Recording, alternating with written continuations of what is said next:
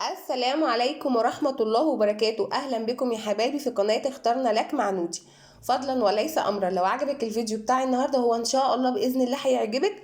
لايك كتير للفيديو والاشتراك وتفعيل الجرس علشان أي حاجة جديدة أنزلها توصلك مني بإذن الله. النهاردة هنعمل مع بعض طاجن اللحمة بالبصل. يعني كلنا طبعا بنحب أكل الطواجن سواء إذا كانت في خضار أو في لحمة. طعم الطاجن ذات نفسه، البخار لما بيطلع منه مع لحوم او خضار بيدي للاكل طعم تاني وبينقله في حتة تانية. طبعا الطواجن مفيش غنى عنها، كلنا بنحبها. فالنهاردة مع بعض هنعمل طريقة طاجن اللحمة بالبصل، حاجة كده مشهية وفاتحة للنفس على الفطار في رمضان. حلوة فاتحة للنفس، لغة عربية دي. وحاجة حلوة جنب طبق رز بالشعرية أو أي حاجة، أو بالعيش حتى، والحمد لله نعمة وفضل من ربنا. يلا مع بعض نشوف المقادير بتاعة طاجن اللحمة بالبصل ونشوف الخطوات، وهي مقاديره كلها إن شاء الله متوفرة في البيت وحاجته كلها متوفرة في البيت. وعلى قد ما تقدري اعملي على عدد أسرتك، واعملي أكل يوم بيوم، مش لازم كل يوم تعملي وجبات كتير وفي الآخر والله بتترمي. معايا هنا ان شاء الله كيلو الا ربع لحمه، ممكن انت تزودي او ممكن انت تقللي على حسب عدد افراد اسرتك. ومعايا هنا 4 معالق معجون صلصه، ومعايا 4 بصلات عاملاهم ترانشات، ومعايا هنا اتلخبطت يا ولاد معلش، وطماطمتين، ومعايا هنا بابريكا الوان اصفر واخضر، لو ما عندكيش حطي فلفل اخضر عادي. ومعايا من البهارات جوز الطيب، قرفه، بابريكا، فلفل اسمر ناعم، ومعايا هنا رشه كزبره ناعمه، رشه كركم، رشة زنجبيل، ومعايا شوية ملح هحطهم في الاخر خالص، ورشة كزبرة ناعمة نسيت يا ولاد. اول حاجة هعملها احط 4 مكعبات زبدة، لو عندك سمنة بلدي بقى يا سيدي، بس ما تحطيش زيت لما تيجي تشوحي اللحمة هيخليها تنشف منك. فعلى قد ما تقدري يعني، لو متوفر عندك زبدة او سمنة حطي حاجة منهم، بس لو ما فيش يبقى قللي الزيت لانه بينشف اللحمة. هنا نزلت بورق اللورة والفلفل الحصى، ما تحطيش فلفل ناعم عشان ما يغمقش الصوصة بتاعت اللحمة. وهنا في قطعتين دهن هنا بتشتريها من عند الجزار، بتقولوا له حط لي دهن مع اللحمة عشان بتخلي الصوص بتاع اللحمة وطعم اللحمة في حتة تانية. هنا هبتدي اشوح اول حاجة حتتين الدهن دي مع الزبدة او السمنة بالفلفل الاسمر الحصى، ما تحطيش ناعم عشان ما يغمقش الصوصه في الاول، ما تحطيش ورق اللورة.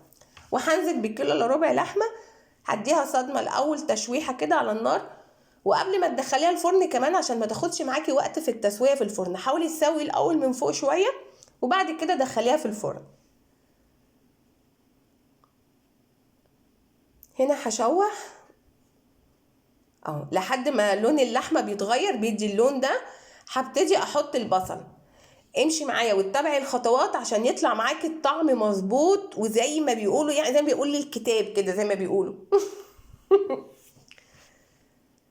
هنزل بالبصل، 4 بصلات عاملاهم ترانشات. طاجن اللحمة عامة بيحب البصل الكتير، وهبتدي اشوح البصل مع اللحمة لحد ما البصل يدبل كده ويدي اللون ده. حتى انا بوريهولك اهو، بصلايه وقعت يا ولاد هجيبها. اهو بوريك ان البصل لما يدبل بتنزلي بالخطوة التانية، ما تحطيش كله فوق بعضه كده، مش هياخد من الطعم وهتحسي ان انت في الاخر طعمه مش حلو. بعد كده هنزل بفصين التوم، انا مش مقطعاهم، انا عايزه التوم زي ما هو كده، فصين توم عاملاهم انا على 2 يعني هيدوكي 4/4. وفص حبهان، الحبهان طبعا كله معروف، الحبهان او الهيل بيدي للحوم طعم رائع وريحه جميله. وحاولي ما تكتريش في البهارات عشان ما تغمقش الصوصه بتاعتك، ما تبالغيش يعني، من كل حاجه حاجه صغيره. يبقى هنا قلبت الفصين التوم مع البصل مع الحبهان واحده بس او الهيل. وهنا هنزل بالطماطمتين مقطعهم قطع، وبالبابريكا الاخضر والاصفر، ولو ما عندكيش حطي فلفل اخضر عادي البلدي بتاعنا الجميل ده، ولو ما فيش ما تحطيش. وهنا 4 معالق معجون صلصه عشان يديلي اللون الاحمر الجميل بتاعها. ولو ما عندكيش صلصه اضربي طماطمتين او 3 في الخلاط وحطيهم. هنا بعد ما قلبت كله في بعضه هجيب كوبايه ميه سخنه، كوبايه الا ربع ميه، ولازم تكون سخنه عشان ما تنشفش اللحمه بتاعتك. هنا البهارات بقى: كركم، كزبره ناعمه، قرفه، جوز الطيب، بابريكا، فلفل اسمر ناعم، مش كتير، من كل حاجه حاجه صغيره، عشان البهارات لما بتكون كتير في اي حاجه بتغمق الصوصه. انا بدي نكهه وطعم، مش ببالغ، عشان برضو تفضل طعم اللحمه الاساسي، مش البهارات مغطيه عليها. هنا كوبايه الا ربع ميه سخنه، ميه سخنه، ما تحطيش ميه بارده هتنشف اللحمه بتاعتك. وهنا هسيبها تستوي على النار شويه، عشان بحيث لما تدخل الفرن ما تاخدش وقت كتير في التسويه.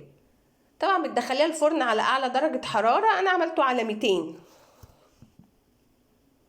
هغطيها شويه لحد ما تستوي واحس ان هي استوت واللحمه استوت، وبعد كده هدخلها الفرن. اخر حاجه بحطها الملح، لان الملح لو حطيتيه في الاول هيأخر السوا بتاع اللحمه، فعلى قد ما تقدري في اللحمه بالذات ما تحطيش الملح في الاول.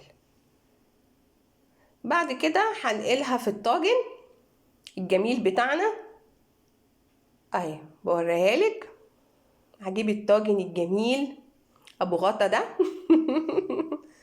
حب انا الحاجات القديمه بتاعت زمان، جدي وجدتي وجدتك، الحاجات المصريه الاصيله الجميله، وكل الوطن العربي بيحب الحاجات دي، مش مصر بس، كل الوطن العربي. هبتدي انقلها بقى في الطاجن واحط على الوش من فوق زبده او سمنه وادخلها الفرن. مش قادره اقولك بقى على الريحه من البهارات مع الزبده مع الطاجن، مش قادره اقولك الريحه كانت عامله ازاي. جربي انتي واحكمي بنفسك. وقدمت انا جنبها كنت عامله رز بالشعريه. كل سنه وانتوا طيبين يا ولاد، مش بكتر الاكل انما بطعم الاكل.